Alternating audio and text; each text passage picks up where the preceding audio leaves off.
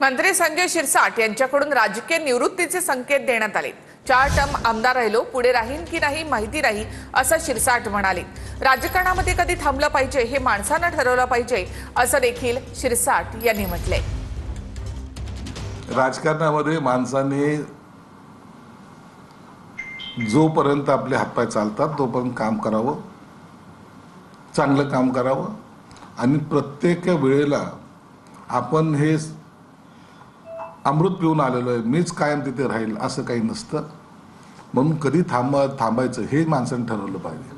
म्हणून कालच्या भाषणाच्या योगायोगात मी असं बोललो की आता बस झालं, 4 टर्म मी आता आमदारकी राहिलेलं आहे, 10 वर्ष नगरसेवक राहिलेलो आहे। कदाचित पुढे मी राहील की नाही मला माहीत नाही, परंतु त्या भाषणाच्या ओघामध्ये जे काही आमचे आयुक्त आहेत ते 2043ला मुख्य सचिव होतील या त्यांचा तो कालावधी आहे आणि 2043ला मी थोडी राहणार आहे। इतके वर्ष जगण्याची माझी इच्छा सुद्धा